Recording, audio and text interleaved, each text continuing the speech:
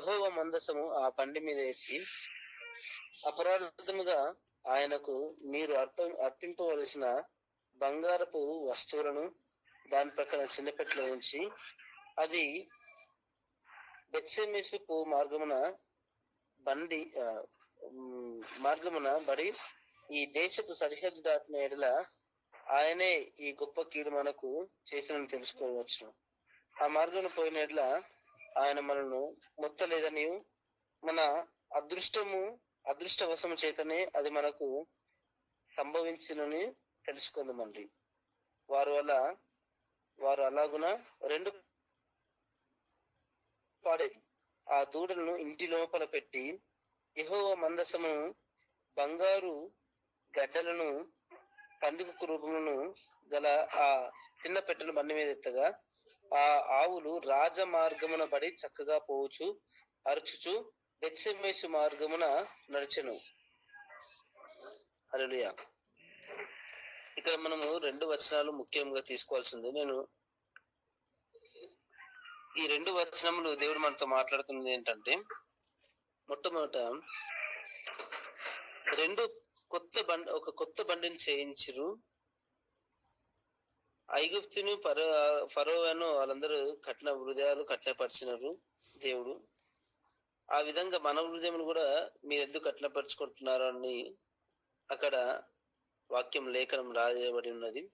అయితే ఈ అద్భుత కర్మలు చేయనప్పుడు ఇక్కడ వారు ఏం చేస్తున్నారంటే, ఒక కొత్త బండిని ఒకటి చేయించి కాడి మోయని పాడి ఆవులను రెండింటిని తోలు తెచ్చి ఆ బండికి కట్టారనమాట. పాడి ఆవులను ఆ బండికి కట్టారు.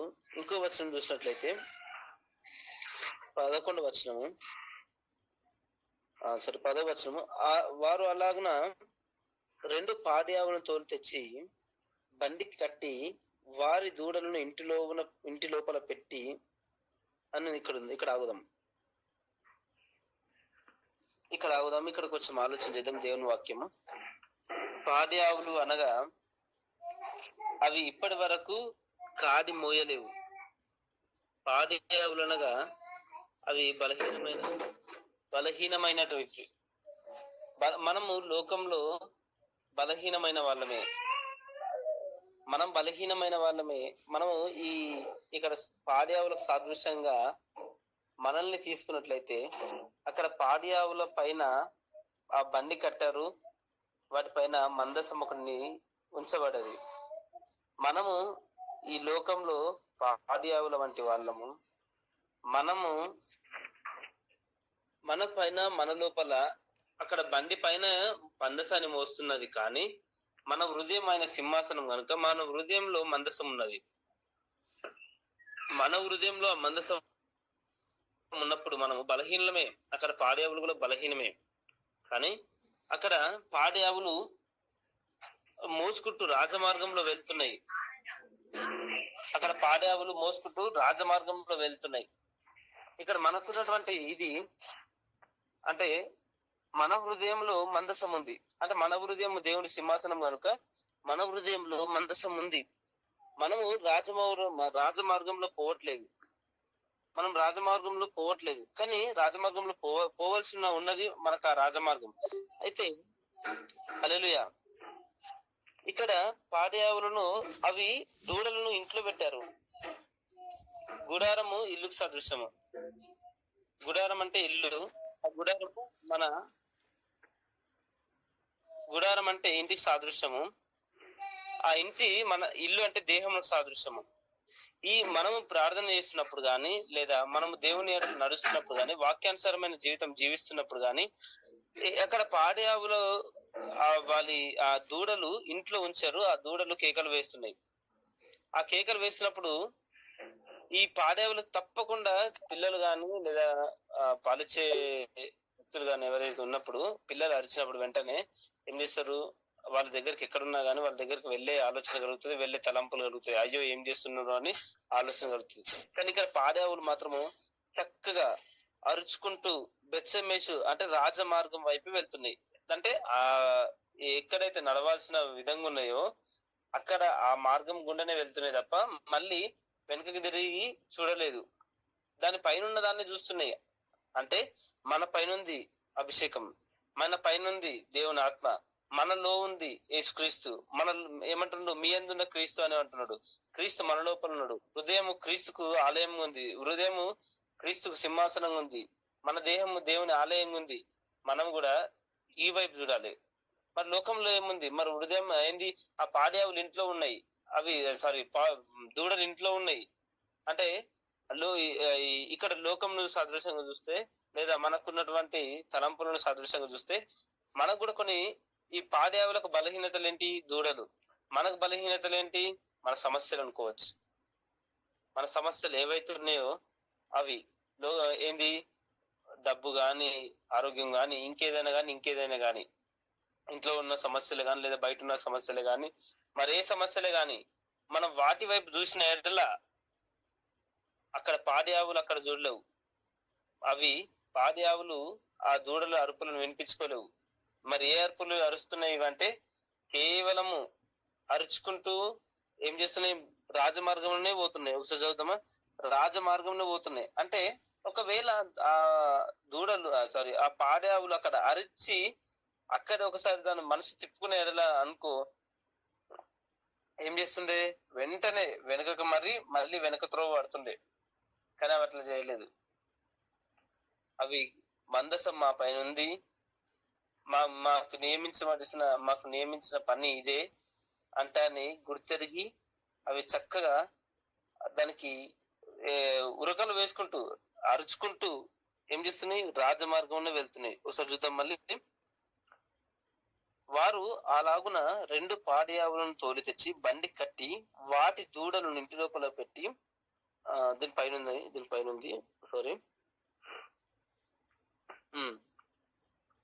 పాడి ఆవులు 2 తోలి తెచ్చి బండి కట్టి వాటి దూడలను వాటి దగ్గర నుండి ఇంటికి తోలి యెహోవా మందసం ఆ బండి మీద ఎత్తి అపరాధముగా ఆయనకు మీరు అర్పించవలసిన బంగారు వస్తువులను దాని పక్కనే చిన్న పెట్టెలో ఉంచి అది మార్గమున పోవునట్లు విడిచిపెట్టుడి. అది బెత్షెమెషు మార్గమున బడి ఈ దేశపు సరిహద్దు దాటిన ఎడల. ఏ సరిహద్దు దాటాలి, మనకు ఒక సర్కిల్ అనేది ఏర్పరచబడ్డది. ఏ సర్కిల్, లోకములో ఉన్నటువంటి సర్కిల్, సాతాను పెట్టినటువంటి సర్కిల్. దాన్ని దాటిన ఎడల, అందుకోసమే యేసన్న గారు ఒక మాట అన్నాడు, శోధించబడిన మీదట మనం సువర్ణముగా మార్చబడదామంట అని యేసన్న గారు పాట రాసిండు. పౌలు గారు కూడా అదంటాడు, ఏమది, శోధించబడిన మీదట మనం సువర్ణముగా మార్చబడదాము. మనం ఆ సర్కిల్ దాటినామంటే మనం శోధనలోంచి జయించడం అనే లెక్క. మనం ఆ లోకం అనే సర్కిల్, శోధన అనే సర్కిల్ మనల్ని ఏంది శోధిస్తున్నది ఏదైతే ఉందో, మనని విజయం రాకుండా అణచివేస్తున్నది ఏదైతే ఉందో, దాన్ని మనము దాటినప్పుడే మనము ఆ జయ జీవితం అనేది జీవిస్తాం. అక్కడ అది దాటిందా మనము అదృష్టవంతులమే, మనము జయం పొందుకున్న వాళ్ళమే, దేవుడు మనతో ఉన్నాడే అంటారు వాళ్ళు అక్కడ అనుకుంటారు. ఇక్కడ ముళ్ళ కంచెలో పడ్డ విత్తనం ఉన్నది. ఆ విత్తనము పెరిగింది, కానీ ముళ్ళు దాన్ని అంచివేసింది. ఆ ముళ్ళు అంచివేసిన ఆ చెట్టు ఏ విధంగా అవుతుందో మనం ఆ విధంగా ఉండద్దు. ఎట్లుండాలంటే, అక్కడ చెట్టు ముళ్ళ కంచె అంచివేయబడి అక్కడే అయిపోయింది. ఒకవేళ మనము ముళ్ళ దాంట్లో పడ్డా సరే, మనం ఆ ముళ్ళను అంచివేసేదవాడ ఉండద్దు. ఆ ముళ్ళను సైతం యేసుక్రీస్తు నామంలో మనము దాన్ని పెకలించుకొని ఆ ముళ్ళను దాటుకొని సరాసరి ఇంకా ఎదుగుతూ దేవుని నామాన్ని, ఇగో ఈ పాడి ఆవులు ఏ విధంగా అయితే ముందుకెళ్ళిపోతున్నాయో ఆ విధంగా మనము దాన్ని జయించినప్పుడే మనము శోధనలో సువర్ణంగా కనబడతాం. హల్లెలూయా, హల్లెలూయా. ఇది హల్లెలూయా. ఇది దేవుడు మనకిచ్చినటువంటి, మనతో మాట్లాడుతున్నటువంటి మాట. మనము అక్కడ ఫిలిస్తీయుల దగ్గర అక్కడ ఫరో సైన్యము దగ్గర ఫరోను దేవుడే ఆయన హృదయాన్ని కఠినపరిచిండు. ఇక్కడ మనం మాత్రము ఇక్కడ కూడా వాక్యంలో వీళ్ళ హృదయాన్ని వీళ్ళు కఠినపరచుకోరు, కానీ మనం మాత్రం మన హృదయాలను ఏ విధంగా కఠినపరచుకోవాలి అంటే, లోకం వైపు తిరగకుండా, లోకం వైపు గాని ఆ లోకము పెట్టే తలంపుల ఆలోచనల వైపు గాని మనం తిరగద్దు అని మనం హృదయాన్ని కఠినపరచుకోవాలి. దేని వైపు మరి మృదువు పరుచుకోవాలంటే దేవుని వాక్యం వైపు మనం మృదువు పరుచుకోవాలి. అందుకోసమే వాక్యం ఏమంటుందంటే పాపం విషయంలో మృతులుగాను క్రీస్తు యేసు విషయంలో సజీవులుగాను మిమ్మును మీరు ఎంచుకోండి అని వాక్యం ఉంది. మనం పాపం విషయంలో మృతులుగా ఉండాలి. ఏంది నువ్వు ఇది లోకులను అడుగుతుండొచ్చు, లోకులు ఏంది నువ్వు ఈ విధంగా చేస్తున్నావు ఏంటంటే మౌనంగా ఉండాలి అంతే. వాక్యం మనకు తెలుసు. వాడు మూర్ఖునికి 100 సార్లు 100 సార్లు చెప్పినా వాడు వినడు, ఎందుకంటే వాడు మూర్ఖుడు. అదే బుద్ధిమంతునికి ఒక్క మాట చెప్పిన వానికి వాడు వింటాడు. అందుకోసం 100 దెబ్బలు మూర్ఖుని దగ్గర నాట కంటే బుద్ధిమంతుని దగ్గర ఒక మాట చెప్పడం మేలు అని వాక్యం ఉంది. కనుక మనం ఏం చేయాలి, ఎవరు లోకంలో ఏ విధంగా ఉన్నట్టయినా సరే మనం అసలు పట్టించుకోవద్దు. ఎందుకంటే మనము పాపం విషయంలో మృతులుగా ఉండాలి, క్రీస్తు యేసు విషయంలో సజీవులుగా ఉండాలి. మరి క్రీస్తు యేసు విషయంలో సజీవులుగా ఉండాలంటే మనకు ముంగట ఒక మార్గం. ఆ మార్గమే రాజమార్గం, ఆ మార్గమే నీతి మార్గం, ఆ మార్గమే సమాధాన మార్గం, ఆ మార్గమే క్రీస్తు యేసు ఏర్పరచబడిన నూతనమైన మార్గం. ఆ మార్గంలో మనం వెళ్ళాలి అంటే మనల్ని మనము కొన్ని వదిలేసుకోవాలి. ఏంటి ఆ వదిలేసుకోవాలి? మనకి ఇష్టమైన వదిలేసుకోవాలి. ఏంటి ఇష్టమైన అంటే మీ హృదయంలోకి మీకు తెలుసు. దేవుని కంటే ఏది కూడా ఇష్టంగా ఉండద్దు, అప్పుడు మనం దేవునికి పాత్రలుగా కాము. ఇక్కడ పాడి ఆవులకు ఇష్టమైంది దూడలు, కన్న పిల్లలు వదిలేసి దేవుని యుద్ధకు వెళ్ళిపోయినాయి. అంటే ఏర్పరచబడిన ఆ మార్గం గుండా వెళ్ళిపోయినాయి. దాన్ని బట్టి అక్కడ గొప్పగా విజయం కలిగింది. ఆ విజయాన్ని వారు సంతోషించడానికి ఆ అంత మాత్రమే కాకుండా అది బలి అర్పణంగా అర్పించబడ్డాయి. అప్పుడు ఆ దహన బలిగా అది అర్పించబడ్డది. మరి మనం ఏ విధంగా ఉండాలంటే మనకు నియమించబడిన ఆ రాజమార్గంలో మనం వెళ్ళాలి, ఆ సువార్త మార్గంలో మనం వెళ్ళాలి, ఆ నీతి మార్గంలో మనం వెళ్ళాలి. వెళ్ళిన తర్వాత అంత మాత్రమే కాదు, మనకున్న సమస్తమును చీల్చబడాలి. ఇక్కడ చూడండి ఏంది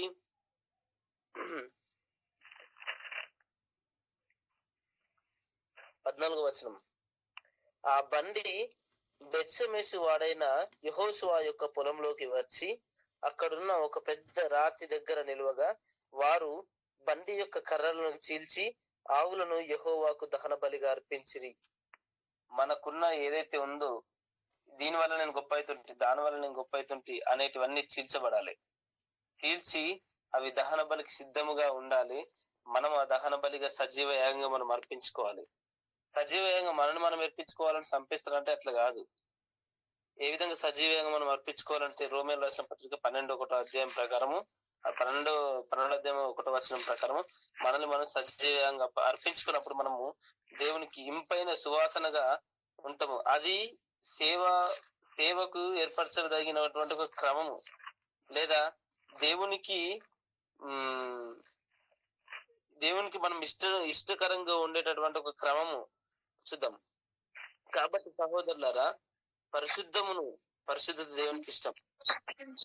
హల్లెలూయా. పరిశుద్ధత దేవునికి ఇష్టం, ఎందుకంటే పరిశుద్ధుడు దేవుడు కాబట్టి మనను కూడా పరిశుద్ధంగా ఉండమన్నాడు. పరిశుద్ధమును దేవునికి అనుకూలమైన సజీవ యాగముగా మీ శరీరములను ఆయనకు సమర్పించుకొనుడని దేవుని వాత్సల్యమును బట్టి మిమ్మల్ని బతిమాల్చుకొనిచున్నాను. ఇట్టి సేవ మీకు యుక్తమైనది. అంటే ఇది దేవుని సేవకు సరైనదన్నమాట. అంటే దీంట్లో నేను అనేది గాని ఇంకా వేరే వాళ్ళ ద్వారా ఇది అయింది అనేది గాని మరేది కూడా ఉండదన్నమాట. ఏముంటదంటే నేను నాది అనేది మొత్తం ఉండదు. ఇది ఉన్నదంటే దేవుని స్తోత్రం, ఇది ఉన్నది అంటే దేవుని కృప, ఇది ఉన్నదంటే దేవుడు నాకు ఇచ్చింది కాబట్టి దేవుంది అనే ఒక తలంపు, అనే ఒక భావన మాత్రమే ఉంటుంది తప్ప మరేది కూడా ఉండదు. మనది నాది అనేది ఏది ఉండదు అనమాట. ఈ దేవుడిచ్చిండు దేవుని స్తోత్రం అంటే ఆ విధంగా తగ్గింపు కలిగి ఉండాలన్నమాట. ఆ విధంగా కృతజ్ఞత కలిగి ఉండాలి. ఈ దేవుడిచ్చినందుకు దేవుని స్తోత్రం, దేవుంది, ఈ జీవితం దేవుంది అని ఈ విధంగా మనల్ని మనం తగ్గింపు కలిగి ఉంటాం అనమాట. అది సజీవయాగం. ఆ విధంగా మనము సజీవంగా అంటే ఈ దేహము దేవుడు మనకు అనుగ్రహించింది కాబట్టి మన ఇష్టాలు, మన చిత్తం, మన కోరికలు కాకుండా ఇక్కడ ఏముంటది 3వ వచనం, సామెతలు 3:5 చూద్దాం. ఒక సామెతలు అక్కడ ఉంటది, తన చిత్తము ఎరుగ అక్కడ ఉండద్దు అని ఉంటది. స్వచిత్తము నెరుగక అని ఉంటది చూడండి ఒకసారి. ఆయన చిత్తం అక్కడ నెరవేర్చబడతలేదు, ఆయన చిత్తం ఆయన అడుగుతలేడు. అక్కడ ఏమడుగుతుందంటే చూద్దాం ఒకసారి. 3:5 ఉంటది. నీ స్వబుద్ధిని ఆధారం చేసుకొనక నీ పూర్ణ రైట్. హృదయంతో యెహోవా యందు నమ్మకముంచుము. చాలక్క చాలు. నీ స్వబుద్ధిని అంటే ఇక్కడ నీ బుద్ధి గాని నీ జ్ఞానం గాని దేవునికి ఎంత మాత్రము నువ్వు సంతోషపెట్టనేరవు. నువ్వు గాని నేను గాని ఎవరు గాని మన బుద్ధి మన జ్ఞానము దేవుడిని ఎంత మాత్రం సంతోషపెట్టనేరవు. ఎందుకు అంటే ఇదే దాంట్లో యెషయా గ్రంథంలో 54, 55 అధ్యాయం ఉంటది. నీ తలంపులు భూమికి ఆకాశానికి ఎంత ఎత్తుగా ఉందో ఆయన తలంపులు అంత ఎత్తుగా ఉన్నాయని ఉంటది అనమాట. అంటే ఏ విధంగా ఉంటది చూద్దాం ఒకసారి. మీ తలంపులు నా తలంపులను మీ తలంపుల వంటివి కావు, మీ త్రోవలు నా త్రోవల వంటివి కావు. ఇదే యెహోవాకు. ఆకాశములు భూమికి పైన ఎంత ఎత్తుగా ఉన్నవో మీ మార్గముల కంటే నా మార్గములు, మీ తలంపుల కంటే నా తలంపులు అంత ఎత్తుగా ఉన్నవి. చూడండి, మన స్వబుద్ధి ఎక్కడ, దేవుని యొక్క ప్రణాళిక ఎక్కడ, మన మన జ్ఞానం ఎక్కడ, దేవుని యొక్క ఆయన అనంత జ్ఞాని, ఆయన జ్ఞానం ఎక్కడ. మనము కేవలము భూమికి అంటే కను చూపు మేరకు మట్టుకు మనం ఆలోచిస్తాం. కను చూపు మేర మట్టుకు మనము తలంచుతాం. అంటే ఒక 10 సంవత్సరాలు మనము ఆలోచిస్తుండొచ్చు. మా అంటే దూరదృష్టితోని ఒక 5 సంవత్సరాలు 10 సంవత్సరాలు ముందుగా ఆలోచిస్తుండొచ్చు మనం దూరదృష్టిని. కానీ దేవుడు అంటుండు యుగ యుగములు ఆయన ఎరిగిన వాడు, సమస్తమును ఎరిగిన వాడు కనుక ఆయన తలంపులు అంత ఎత్తుగా ఉంటాయి అన్నమాట. మన భవిష్యత్తు మనము ఇక్కడైతే ఈ విధంగా ఉంటే మన భవిష్యత్తు ఈ విధంగా ఉంటుండొచ్చు అని మనం ఆలోచిస్తుండొచ్చు. కానీ దేవుని చేతిలో అది మనం పెట్టినట్లయితే ఆయన కుడి చేతిలో నిత్య సుఖములే, ఆయన కుడి చేతిలో నిత్య సుఖములే ఉంటాయి. సామెతలు 16 ఉంటాయి అనుకుంటా.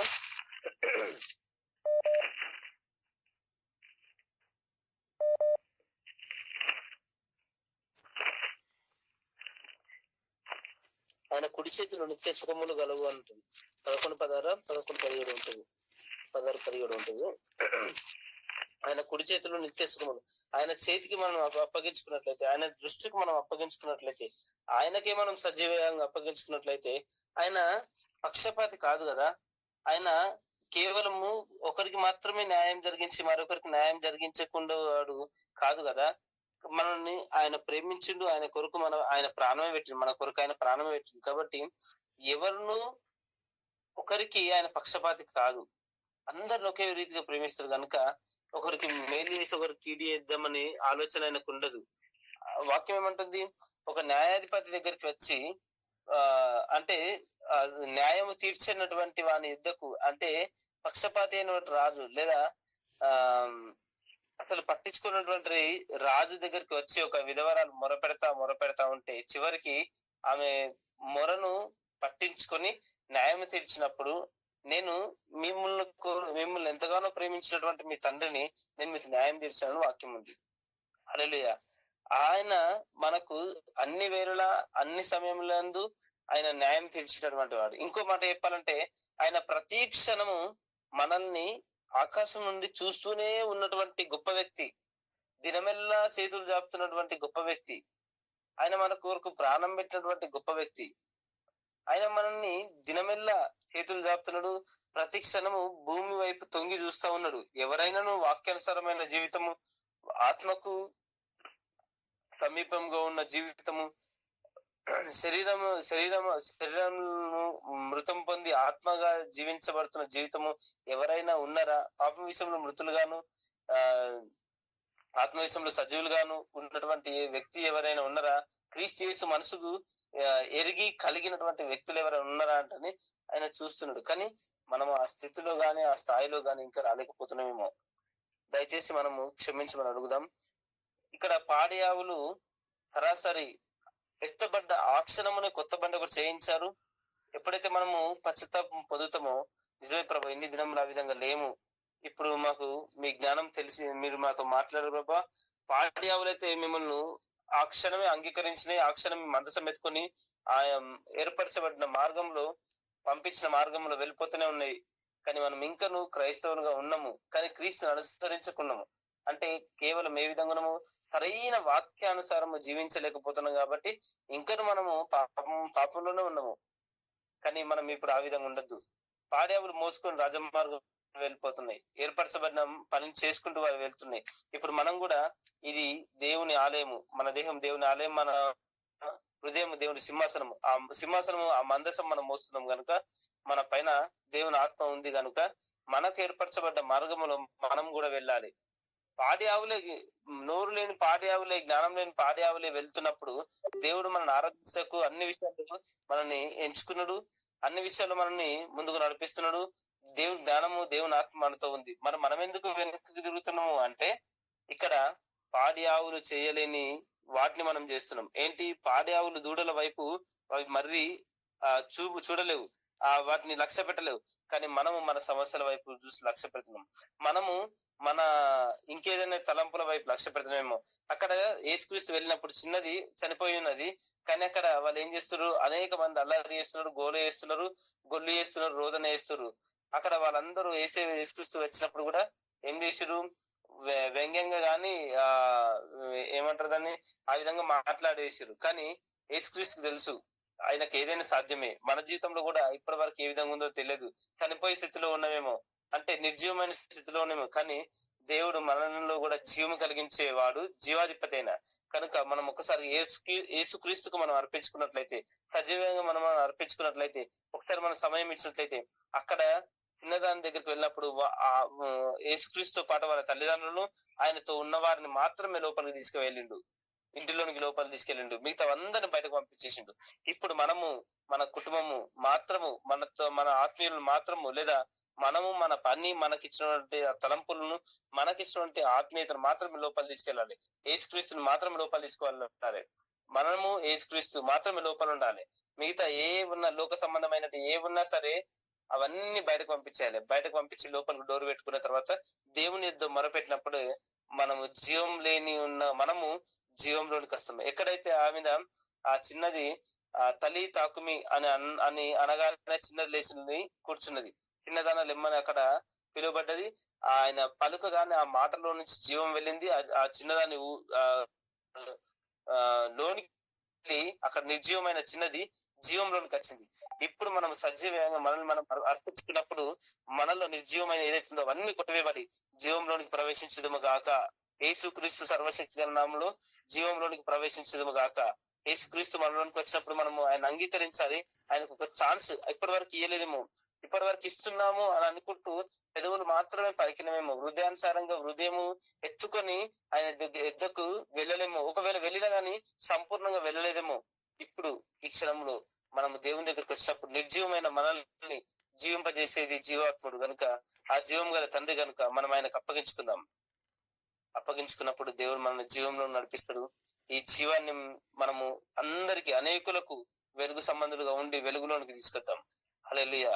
తద్వారా ఎత్తబడే గుంపులో మనం ఉందాం, ఆయనను మనం చేరుకుందాం. మనతో పాటు మన ఆత్మీయులు, సంఘస్థులను కూడా ఎత్తబడే గుంపులోనికి నడిపిద్దాం. ఈ వాక్యం మన ఆత్మీయులకు అందరికీ వింటున్న వారందరికీ మేలుకరంగాను ఆశీర్వాదకరంగాను